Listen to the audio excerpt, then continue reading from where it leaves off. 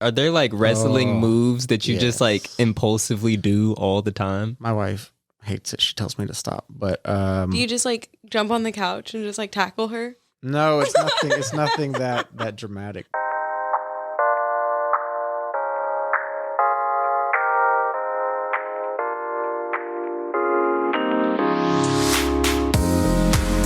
Welcome to the Cue the Spotlight podcast. I'm your host, Logan Stacer. And I'm your other host, Michaela Stacer. And we're going to get started with some Kansas City news. I cut my hair for the first time in 7 years. That's it. That's the only news we got today. Welcome to another episode of the Cue the Spotlight podcast. We got our guest, Darren. Are you watching me over here? It keeps going like this. And in other news, the mic is trying to take over the podcast. Darren Moats. Thank you. I'm going to go over here like this. That works better. Yeah, I'll just look at you this way. Darren, let the people know your stage name, what you do, and a little bit about you. Yeah, so I am the Dread Nurse Roberts. I'm a professional wrestler and an ICU nurse. That's about all there is to know about me. Yeah, I imagine those two things take up a lot of time. They do. Which one takes up more of your time? Nursing. Well, if you count traveling, wrestling, but nursing. How often do you travel for wrestling? It depends. I'm like part-time, so I try to do like I try to get at least a show a month. And that just kind of depends if I'm traveling in a state nearby. Or farthest I've traveled was over to Colorado, so about 9 hours. So that was like a whole weekend ordeal. But sometimes I try to stick within a 4-hour thing. Radius. Yeah. So it's interesting that you call them shows. And one of the reasons why we wanted to bring you on to this show, is we talk about the entertainment industry, and wrestling is very much entertainment. It is. Spoilers. It's not all real. Spoilers. Not everything is What? real. So tell us about how you got involved in this industry. Yeah. I was always a wrestling fan since I was a kid, like really, really young. And I always wanted to do it. I originally had a plan to do it right after high school. I had a school and everything that I was planning to go to. And then I grew up with really bad asthma. My mom and other people were always like, "Oh, no, you can't do it. You got asthma, kid. You're never going to make it. You can't be an athlete." And so I kind of believed them after a while, even though I did like wrestling and football in school growing up. And for some reason, I just never thought I could do it. And so I believed them, and I didn't do that after high school. And then fast forward to 2017 or so, my wife and I moved to Tulsa, Oklahoma, and I just was curious. And I looked up wrestling schools near me. There was one 5 minutes from the house. So I was like, I gotta try. Has to. Yeah. And so I went, put all my fears aside, and it was really scary, but really awesome. So I trained there for 9-ish months. We moved back to Kansas City. And then I went to nursing school, so I had to go on hold for a while. And then I started training at the very end of nursing school. And I've been training and working as a wrestler since then. Wow. Okay, so can you explain to me like what you're saying? So like when you go to school for wrestling, Yeah. what does that mean? So, Is it like acting school? Did you go to like No. acting wrestling school? no, that would be fun. No, you kind of learn acting and stuff as you go along. There's no real just like, hey, we're having acting class tonight.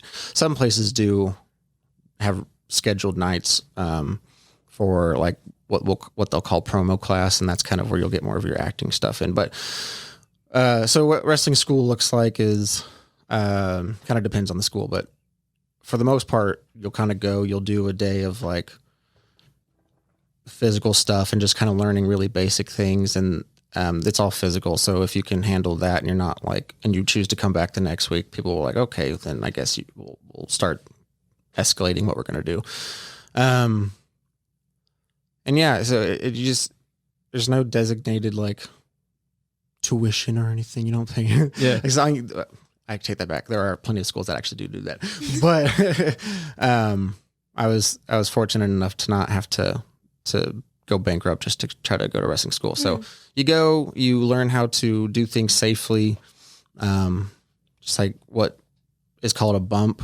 Whenever you're falling, it's called a bump. You learn how to do that safely, protecting your head. So you're not just slamming it against the mat, getting concussions all the time. And how to protect the other people you're working with. Those are like, that's safety, and protecting yourself and the person you're working with is like 101 wrestling. Then you'll learn to like hit the ropes and stuff, and just go from there. Yeah. So your persona, Dread Nurse Roberts, obviously you're a nurse too. So talk about the process of like building a wrestling persona. Oh God.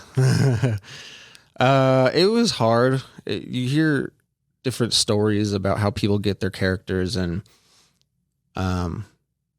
some stories that I've heard that have been kind of consistent with several people is like they'll train, they're going to have their debut match. They don't have a name or character really picked out. So their trainer or the booker of the show who makes the matches and stuff, will just say, you kind of look like this. I'll give you this name, like Gary, the cheeseburger Eddie. I don't know. And so I kind of was really nervous about that. And you didn't want to be the cheeseburger Eddie? I didn't want to be the cheeseburger. I heard stories of like, they'll make a name for you for whatever need they'll have. So this day you could be like the ninja. This day you could be like the chicken flipper. I don't know. And and so I was like, I don't really know what I want to be. So I'll just let them choose one for me. And it didn't happen. And so for the first little while, I just wrestled with my real name, was Darren Moats. With no character to it, so it was just kind of boring. So it was just like you out there, like just clocked out, and here I am. Yeah, and so I started coming up with names, and I would start like running it by my coach and by some of the other people that I work with or train with. And no one was like, "Oh yeah, that's a good name. I like that." What were some of the ones that you cut? I have a list at home. I should have brought it with me. There was one that was like Exodus. I had a friend that was like, "Oh yeah, that was really cool. You should do that." I don't think I actually shared that one with them. I was like, "No, I'll keep that one hidden." I had like, it was like something Manic was like the last name, or I don't know, something silly like that. So anyways, I was giving them ideas. I was asking them, "What do you think about this?" And my trainer several times was like, "No, we'll come up with something. Don't worry about it. Just keep going, doing what you're doing." And several months went by, and I was tired of just wrestling by my name. All my other friends were like coming up with cool names, and in our group chat, they're like, "What about this?" Everyone's like, "Yeah, that's really cool." And each time I'd put something out, they're like, "No, that's not it. Yeah, that's not it." And so there was just a time where a show was coming up, and they're like, "Who's all going? This person needs your real name and your work name." And I was just like, you know what? I'm just going to come up with something, and I'm going to just tell them that's what it is, and we're going to go with it. And I like the Princess Bride. That's where I got it from, like the Dread Pirate Roberts. And I was like, I'm just going to make it the Dread Nurse Roberts. Oh. There you go. And I was like, I don't care what they say. I'm just going to stick with it. And that's what I did. I sent it in, and that's what I've chosen to go by ever since. So, yeah. That's good. I always thought like Dread Roberts was DR as in doctor. Yeah, like doctor. That's what I thought too. I was like, well, you're in the medical field, so maybe you... I had, there were multiple layers of how I like made the name. I was driving to a show or to training with a friend of mine, and we were kind of like building this character, and he was like, you could spell it like this.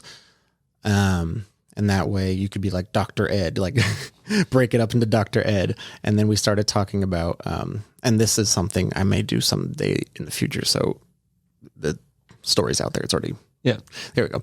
I was going to have like this nurse and doctor like relationship.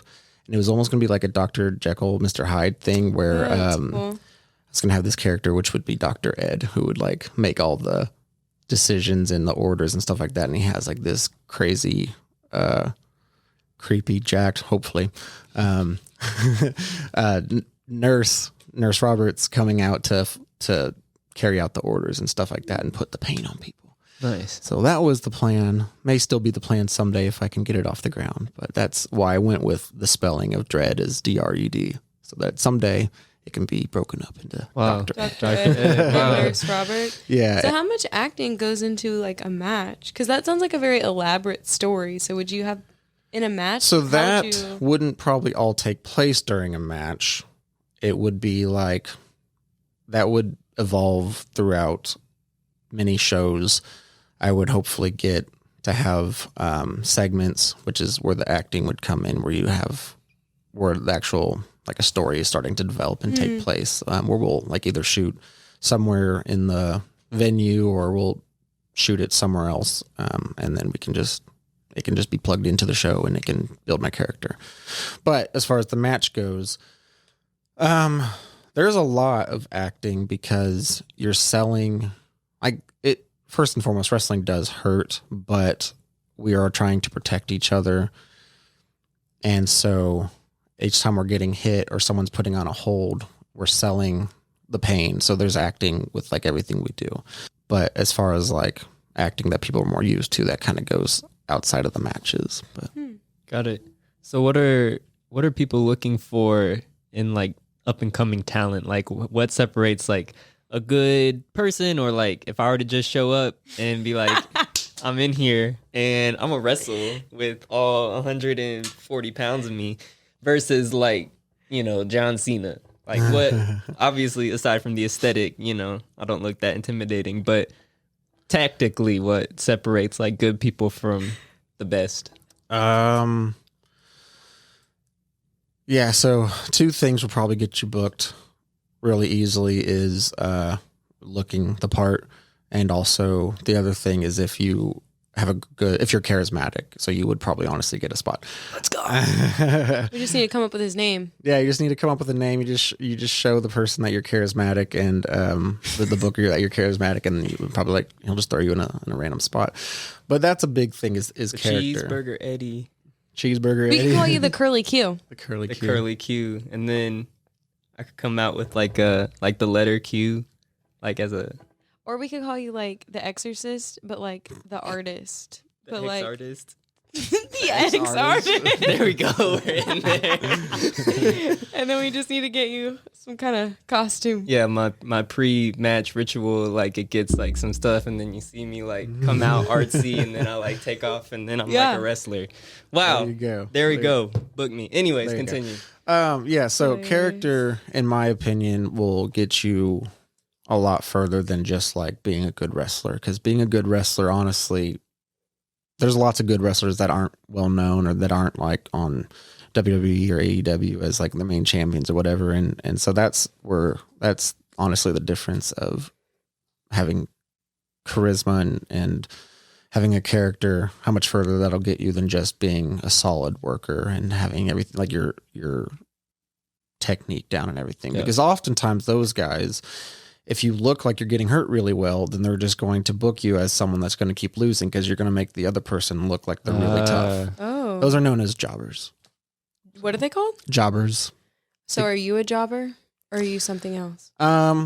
What are all the different? Yeah, Yeah, break what? it down for us. The So- slang. There's a lot of slang that goes into to wrestling, but so jobber are like usually like at a big company like WWE, you'll have local guys that will be booked there as extras, and they'll be jobbers. They'll come in, they'll make their superstars or their wrestlers look valid and look strong. I have been a jobber most of the time because unfortunately, like I haven't been consistent with like one company. I've been to several. And so I'm hoping to get to be more regular in certain places so that I can actually just get some mileage under me and just kind of get the ball rolling. What's the opposite of a jobber? A well-known person. I don't know. An actual wrestler that people know. A talent is what you'll call them. Okay. Or a name is Yeah. like someone that's well known. Hey, we're going to bring in this name. We're going to bring in that name. You're like, oh, okay, shoot, John Cena's coming here. Cool. He would never, but Yeah. So do you like climb through the ranks, or is there like a a developmental league and then the professional league, or how? So the independents is kind of the minor leagues or the developmental. You get started, you just be persistent. You go to get as many bookings as you can, and then hopefully be recognized or acknowledged by someone like a recruiter from one of the bigger companies, and someday hope to get a contract is kind of how it goes. More so it's how it used to go, I feel like. Again, I'm only like a year into this. So I don't know everything, but from my experience and from the talks I've had with people that have been around for quite a while, that's kind of how it works to a degree, but also how it used to work nowadays. I feel like companies like the WWE they'll try to recruit like college athletes and then turn them into wrestlers. Interesting. And so, because they're already super aesthetic and athletic and everything like that, all you have to do is try to turn them into a wrestler, which is, I mean, it's still hard. You have to be able to still do it. But I wish I honestly had like a percentage of how many people actually go into it from college athletes that don't make it. But I don't. But anyway, yeah, so I feel like that's kind of how it is right now, at least with bigger companies like WWE. But there are still other companies that do utilize the independents, thankfully. Otherwise, we would have no purpose of doing independent wrestling. That's fair. So is like the goal to get to WWE? For me, or just in people in general? No. Yes. No. I wouldn't say no to be a contract from them. Their schedule is really, really hard, and I'm already in my early 30s, and they, from what I hear nowadays, they kind of like to be under 30 for the people that they sign. So the younger, the better, the more longevity they'll have, which is fine. They've signed like older people, but those people are already well known and have been established in other promotions and stuff.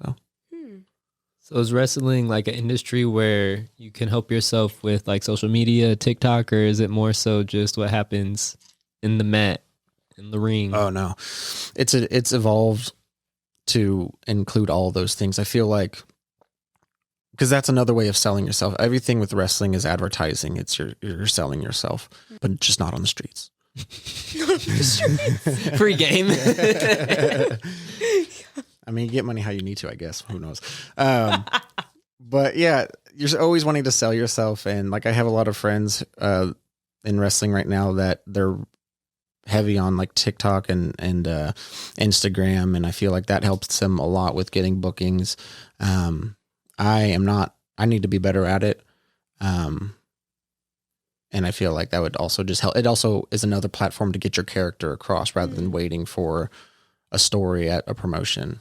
So if you can do your own little vignettes or segments on your own dime and everything, then that's just one way for people just to go and check out your page and, oh, okay, I can see what his character is and who he is that way rather than just watching a show somewhere. Yeah.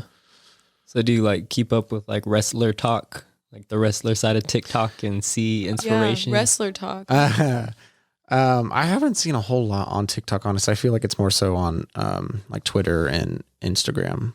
Yeah, I have some friends that just do some random things on TikTok, but I haven't seen a whole lot. You could start your own path. My brother has told me about that. I should. I should just do like a little promo on my way to practice or something, or shoot some of our drills and stuff that we do during practice, and then just be in character for some stuff. I don't know. Yeah, you could do your Dr. Ed and your... Yeah, I need to develop that further. I haven't really had a chance to work on it. It could be like episode 1, Dr. Ed. I'm reluctant, kind of. I mean, the name's already there, but I was like, my brother-in-law's name is Ed, so I'm like, this is for you. This is for you. How does your wife feel about your wrestling journey? Yeah, was she like expecting it? Like when she married you, is it? No, I kind of surprised her with it. She knew I liked it and that I had once thought about doing it, but I think we got married in like December of 17, and like March of 18, I was like, you know what? There's a school nearby. I'm going to try it out. She's like, okay, I guess go ahead. And then I don't think she expected me to stick with it I think she probably just thought it was like a thing I was going to try or whatever, but surprise. Surprised she's married to a wrestler. Yeah. So how do you balance being a nurse and, because that's kind of intense. You're an ICU nurse. Yeah, I'm a float pool ICU nurse, so I don't have like a specific ICU that I belong to. Where I work, there's 4 adult ICUs, and they're each specialized, and they each have their own rules and stuff that you have to know. And I have to know each of those ICUs things. And so, I feel like I learn slower than someone that's just like strictly on that unit, but I also get to have I'm more well-rounded that way as well. So, yeah. What a world. Like a nurse by day and a wrestler by night. Yes. I'm a superhero. Yes. There you go. So I used to play basketball, and sometimes I'm still just like randomly, doing Euro steps through like doorways, or like, what are there like wrestling moves that you just like impulsively do all the time? My wife hates it. She tells me to stop, but do you just like jump on the couch and just like tackle her? No, it's nothing. It's nothing that dramatic. But some independent wrestlers now do it way too much. With every single thing they do, they slap to make sound, because it's one more way to make things believable. If you just see something, you'll be like, "Oh man, that hit looked really good." But if you like hear like a sound, an impact sound, it helps what is called a pop. It's just like that loud reaction really quick in reaction to that thing. So with certain like punches and stuff like that, you can slap. And so constantly when I'm at home, I'm always just trying to be like, I'll be like, ah, and she's like, stop. And because I'll scare the dogs and stuff like that. That's funny. So it annoys her a lot. Like open the cabinet drawer and like. Yeah. And that's mostly it. I guess she's just tired of my arm or leg slapping. That's fair. That's fair. Well, we have a segment of our show. I feel like you've given us a lot already, but it's called Free Game. Yeah. Free Game. I'm so excited about you want to look into this camera right here and give our audience some free game about the wrestling profession. Just in general about the profession, or people that want to start it? People who want to start it. Yeah. Let's get real specific. All right, cool. I would just encourage you to not disqualify yourself from giving it a go and giving it a try. Believe in yourself enough to go and try, at least, even if you fail. You don't have to be a wrestler. You could end up being a referee or backstage help or anything like that. But at least believe in yourself enough to go and give it a try. That's a big one. I wouldn't be doing this if I didn't just tell myself I'm going to try. I didn't think I was going to be able to do it, but I gave it a try, and I here I am. Also, for people who maybe want to start but haven't, and they want to know what they can do to give themselves an edge. Like I said earlier, character work is huge. I would recommend that you start cutting. It's called cutting promos. Every day or often in your car ride. I would just set a timer for a minute and just try to have a nice promo that has a start, middle, end. Make sure you can try to get it within that minute. And there's certain rules to promos that I can go over later if I need to. But yeah, I would do that. And also for people who may be early into it, or even for people that are later into it, I feel like they need reminded. I would just say, remember, you want to make it look like a fight. You want to make it look like it's real still. You want to create those moments where the fans or even non-regular watchers might see a clip and they're like, oh man, was that real? Was that scripted? Was that moment real? Because it looked pretty real. And less slapping with everything. Slap less. Yeah, slap less. Slap less. So you said something about promo. Like, what are kind of the rules to promo? So I don't know like all the acting terminology and stuff like that, but I listened to Freddie Prinze Jr. has a podcast, and he also loves wrestling, and he used to be a writer for WWE for several years. And apparently you just call it a monologue. It's just a monologue. Interesting. But so for a promo, you want to make sure you include your name. Obviously, you don't want to necessarily slander your opponent. You can say bad things about them to a degree, but you don't want to make them look like they're nothing. You want to build them up as well, because if you beat a nobody, then what have you accomplished? So that tension. Yeah. And suspense. So yeah, and you want to make your fight look valid. You want to give them a reason to watch. That's ultimately the goal of a promo, is like, who are you? Who are you fighting? Why are you fighting? Why should I care? Type of thing. And you also want to make sure you mention when and where you're fighting, so that people can get a ticket or watch. What's your weirdest fight? That's what I just keep thinking in my head. Like the weirdest fight that I've had, or that you've had. I haven't had anything weird, really. The weirdest time I've had in a match, honestly, was my debut match. I went in and I thought I was going to have like a singles match, just 1-on-1. And it ended up being a tag team match, so 2-on-2. It was me and my buddy Donovan Era is his wrestling name. We debuted together. Donovan Era. Donovan Dawn of an Era. Mhm. Oh, That's hard. That's a good name. Yeah, he's got a lot of really good ones like that. Anyway, so we had a tag team match. And with a good tag team match, you'll have people tagging in and out. They'll make sure to like make it quick pace, things like that. You want to keep your opponent in your corner of the ring. You don't want him to be over there, because then he has the possibility of reaching out his hand and getting a tag. So we were doing that. But we had kind of talked about like, okay, you'll go in, you'll do some stuff, you'll tag me in. We might tag in and out a couple times, then I'll stay in for a little bit, and then we'll work up to the finish of the match. I'll tag you in, and then you work up to the finish, and then you tag me in, and I'll finish the match. And so he was in, he did some stuff, he tagged me. I came in and just like wrenched this guy's arm real quick, kicked him in the gut, and tagged out, because I thought he was going to do something and then tag me back in. I think I had my hand there waiting for a tag, and he just like left me hanging and just went off and did some stuff. And I was like, okay, I like did nothing during this match. So all I did during that match was I rang his arm, I kicked him in the gut, and then I came in at the very end to get beat up and pinned. So Wow. I was like, that's not the way I wanted that to go. So how much of the match is scripted then? If you thought it was going one way, but then it went a different way. It depends. For me, I don't like to have it this way, but I'm just more comfortable like this because I'm still early on.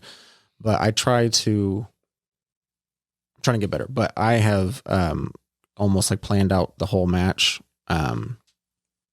Not meaning to, but it just kind of happens that way when I'm talking with somebody. And so it's hard doing that because you're trying to remember the whole match during the match. And I have had several matches where I've had the whole thing in my head. I've been able to recite it before I get out there, and I like get halfway in and I'm like, I don't remember where we're at or what I'm doing. And it's kind of like choreography, like a dance. There is a lot of choreography. There's a lot of it now than there used to be. But if you ask like a veteran, you want to know the finish. You want to have like a couple of spots, and then you'll improvise in between. And that's what I'm really trying to work towards and getting better at is just less planned. Got it. Yeah. What have been some highlights of your time so far? I had a match in Kansas City. That was a goal of mine for my first year, is to be able to wrestle in Kansas City. I really loved that. It had a pretty big crowd for me. It had, it was like 800, I think, or some odd people there. It was at the National Guard Armory in Kansas City. That was really cool. That was like probably my best match that I've had. At least that was one that was recorded and that I'm able to watch again and show people. But that is my that's my highlight as far as a match goes. My second biggest highlight, or maybe it would be my first, was I got to be on national TV for AEW for like only after 3 matches. I got to be an extra at AEW, which is like the second biggest wrestling company in the nation, if not world. I got to be an extra. I was a security guard and got beat up along with 19 other guys. Nice. So yeah, I was on for like a minute and a half and got to be on TV. So nice. It was cool. Do these things pay you well? They can. Yeah. Like, especially as an extra, I got a decent payday for as far as like doing a minute and a half of work. But especially as a new guy, like it's not even enough to cover gas usually, depending on how far you travel. Like it's like $20. And then once you get more known and people actually like start requesting you, they'll usually ask, what's your fee? And that's what I would like to get to, is people just starting to ask me, hey man, we really like you. What's your fee? I'll be like, shoot, let me think about that one. Yeah. But, do you have an agent for this? no, wrestlers do it all themselves. Oh, okay. Yeah. It's multifaceted for like, they're stuntmen, they're actors, they're businessmen, they're agents, they're everything. Nurses, they're, grave diggers, they're who knows what else. nice. I'm like, this is a world I don't even know about. Yeah. Like, Yeah, a lot of people don't realize what all goes into wrestling, and it's really interesting just to learn about, even if you're not a fan or whatever, but just to realize kind of what goes into it, and how much effort wrestlers put into it, because there's aspects to acting and stuff like that that not like even actors do. They're off when they're off camera, they're out of character. This doesn't happen as much anymore because the cat's out of the bag about wrestling, but there's a handful of wrestlers that do still try to keep the character alive, even off screen, or even like just outside of the ring. Even if they're doing an interview like that, they'll stay in character and everything, and they'll just try to keep the illusion alive at all times. Yeah, exactly. And I love it. I wish more wrestlers would do it. And here I am not doing it. so like, yeah. So if we were talking to Dread Nurse Roberts, like, what would that be like? I would probably check your pulses or do something medically. And also, he's rather rude, so I'd probably insult you guys. Oh, but, wow. Yeah. I don't know if we want Dread out here or not. I don't know. We can have him. Yeah, we'll invite him. We'll invite him. He's welcome to insult me, but I don't know. Sometimes it's good. I don't know. I had a promo in mind that was actually kind of rather nice. It wasn't the mean Dread Nurse Roberts. Is Dr. Ed gonna be the nice half and like Dread Nurse the mean half? Yeah. That's kind of how I envisioned it. Okay. But yeah. So you said there was a pretty good turnout at the Kansas City meet. What's like wrestling culture like here, or are there other cities that are like, this is a wrestling city? Yeah. Here in Kansas City, honestly, I was surprised by the turnout of those events, and that just showed me there's more wrestling fans than I thought here, which is interesting because I feel like wrestling fans are closet fans, and even still now, I still am kind of wearisome about telling people that I'm a wrestler. Like even at work, they'll be like, "Oh, I didn't know you did that." I'm like, "Yeah, I don't really tell everybody." And I feel like that stemmed from like growing up. Wrestling was more popular, and then like in junior high, I overheard some people talk about wrestling, and I heard some people just like bashing them about it. They're like, "Oh, you like that stuff?" And I was like, "Oh, okay, that's not safe to talk about." And so it's becoming more popular again. It's actually the most like technically the best it's ever been as far as health of the business, but it's also just, I don't know, it's a weird thing. Yeah. Because before it was like, oh, you like this stuff that they think is real, or you think is real, but I think is fake. And so then you have like conspiracy. It's like you don't ever use the F word, the fake word, because that like usually like triggers just very heated debates and arguments with a wrestling fan. But now it's obviously more out of the bag that it is choreographed and stuff like that. But it's still very, athletic and sportsman like. Yeah, that's still a controversial topic with wrestling fans. But yeah, so to answer the question, I guess the culture here is there's more of a culture than I realized. There are cities like Chicago is a pretty big and well-known wrestling city, they usually have really good turnouts and really lively crowds and fans and stuff like that. Interesting. Is there anywhere in the country that's just like consistently pumping out good wrestlers? I mean, the Midwest does have a lot to offer. There was a lot of guys here that trained at the school I was originally going to train at after high school, which was the Harley Race Wrestling Academy. Which Harley Race is a guy that was like, he's really, really old school.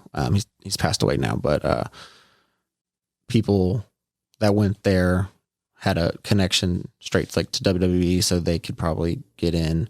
Now there's a school in Houston by a wrestler known as Booker T.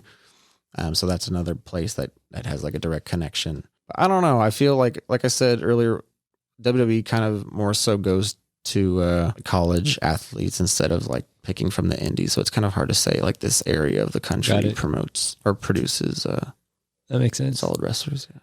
Well, we have another segment of our show called Do the Thing. Do the thing. And I don't know what that thing I don't know how you're going to do it. would look like for you. Maybe you could do a little promo, or if you had anything in mind, but the stage is yours. Okay. To do your thing. Curly Q could face off. Me and Curly Q or Cheeseburger Eddie.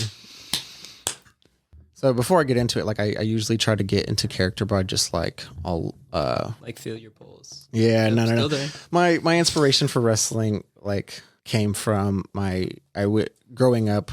This is kind of like stalling before I can do the thing. I grew up just really, really shy and wishing that I had been involved in more athletic things and more like things like acting as well. I love it. And I just was too shy to do like acting or singing or anything, but I love like just all the arts. And so I really loved the, just watching Phantom of the Opera growing up. I watched it in theaters, and I know that's a controversial topic for people that like musicals, but me and my wife argue about it all the time. I have no idea what the controversy is. Yeah, Not what's gonna lie. the controversy? It's just the like actual Broadway musical versus the movie. And I like the book. Super I don't know if there's a book. controversial. I have no idea if there's a book. but no, I just loved his like his character and his persona, and just like the suspensefulness of him, and just like the mask and the mystique about it.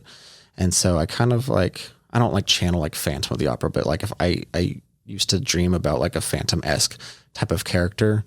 And so, but anyway, so oftentimes to prep, I'll just like listen to Phantom of the Opera and just like I'm brooding. Let's do this.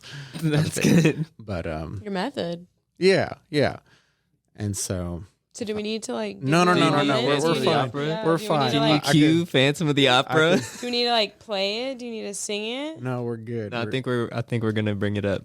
Oh God. I think it's coming. Oh, there it is.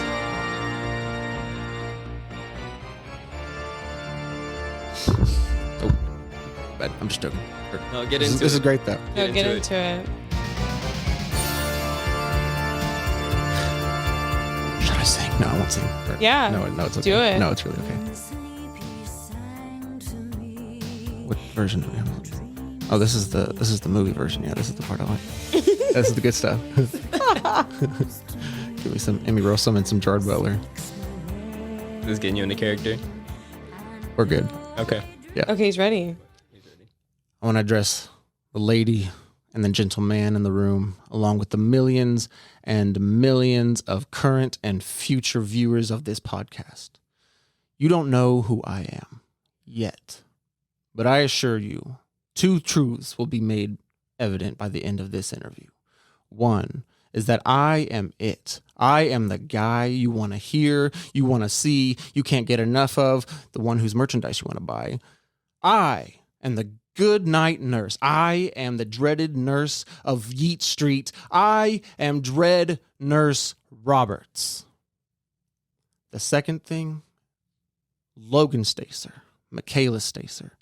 Cue the Spotlight Podcast. It is the most electrifying, entertaining, and enlightening podcast in all of Kansas City. So with that being said, without any further ado, let's cue the Spotlight. There we go. Let's go! Oh, I'm hyped. That was good. We That got to was- keep that forever. That's the new introduction to every episode that we There got. we go. Perfect. So Dread Roberts is a little cocky. Yeah. I So like it. with wrestling, you hear about people's characters, and they Is he always say- overcompensating for being a male nurse? No, not at all. Not at all. You No. could build that into the character. Yeah. I think it's important to promote the nurse aspect of it, because I've had a couple bookers be like, no, I don't like the nurse thing. You should be a doctor. I'm like, no, I'll keep it as a nurse. Nurses need some love, especially male nurses. They need to be encouraged and promoted because they're needed. But This episode is for every male nurse out there. We see you. exactly, We value you. Your life matters. you're Here we loved. go. You're not compensated enough. You're Neither are normal nurses, but you know. Anyway, so with characters that and people you hear telling about their character, they always just say it's just them turned up to 10, and I think like that extra few dials is just arrogance. And so you have to believe and make the people believe you think and that you are number one, that you can go and beat anybody, even though it may look ridiculous. Just like you have this like small kid versus like this 8 foot, 500-pound giant or something like that. But you gotta convince them and convince yourself that it's possible. You can do it. You can reach into your bag of tricks and make it work however you can. Yeah, you said in your youth you were kind of shy. Oh, very shy. Yeah, Does not kind of shy. Has the arrogance, like the performative arrogance, healed any of your childhood wounds or like This is helped getting you? deep. I feel like the unraveling of shyness happened before I was able to make myself go and try out. That's good. But the performance aspect of it has definitely helped with that to make me not as shy. It helps because I kind of just have to like suck it all up, and like as soon as you go through that curtain, you have to be on. And so like I could be nervous and jittery, and I'm like, just take a deep breath. I'm like, oh, we're doing this. I have no other choice. We're going out. Yeah. And from Take a then deep on, breath, channel Yeah. Phantom of the Opera, and Exactly. in there. Exactly.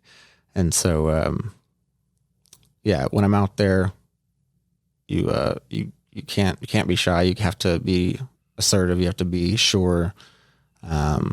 Otherwise, you're gonna flop. No one's gonna believe you. Wow. Why should they? That's profound. Yeah. That's good advice for anyone, any artist, especially because I like what you said that it's all marketing too. I feel like that's transferable. You know, if you're a stand-up, if you're a poet, if you have a podcast, like you really got to market it, and we really got to show up like this is the best podcast in Kansas City. Because if we're just here like, you know, Jared thanks for Roberts said being so here. himself. Yeah, It's so the most amen. entertaining. It's the most electrifying and enlightening. I liked electrifying. I liked enlightening. I and stole entertaining. 2 things. You wouldn't have known it unless I told you, but I stole 2 things from The Rock right there, which is apparently a Kansas City thing to do. Travis Kelce.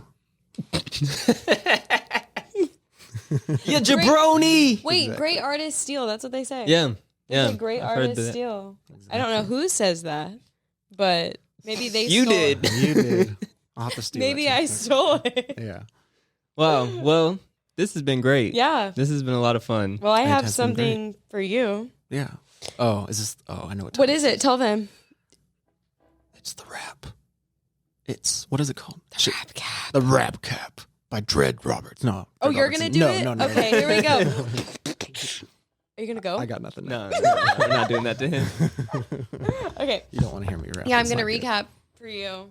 What So kind of? excited. How do you want the instrumental to go this time? Last week we had some. Last week was a folk week. This week is like You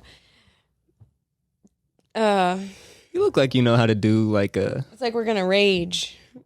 like a house music or like We're going in. Like going in. that doesn't tell me anything about the instrumental. Do you need like mouth sounds, claps, stomps? I need like we're gonna rap. Real rap. fast rap, slow rap. Give me a count. Fast. He's Dread Nurse Roberts on stage, and I don't know what I wrote on this page, so I'm just gonna freestyle right now like he does up there with the crowd. He grew up and he was a really shy guy, and now he is out there just trying to fly. He says that the wrestlers need to slap less, and when you're doing promos, you need that suspense. Oh my god! I feel like that was hard. Amazing. I couldn't even read what I wrote. I like wrote notes and I couldn't read them. So that was just from the spirit. some of that was from my spirit and Wow. some of that was from my pen. From the Phantom of the Opera to the Spirit of Michaela. Exactly. You can listen to that to get you hype. I will. Wow, you have your I own will. theme song now. That was really great. We're keeping the IP. Well, hey, man, thanks so much for being here. Best of luck to you in your wrestling Thank you, journeys. guys. How can people keep up with you? Yeah. I've got platforms on everything. I need to be more active on them. But we got the Twitter At at DNR_KC. Dread Nurse Roberts. DNR_KC. We got the Instagram, which is it's Dread Roberts _DNR. Oh. And then there's TikTok, which is also the Dread Nurse Roberts. There's also a Facebook page Wow. where you can friend me personally. There's also a public page you can follow me at. No one follows me though, so You can be the first. Yeah. be the first. I think I followed myself, so I'm the first. You can be the second. You can be the second. Well, hey, thanks so much for tuning in. Yeah. Shout out to No Solutions Production Network for making this episode happen. And amen. We out. Remember to cue the spotlight.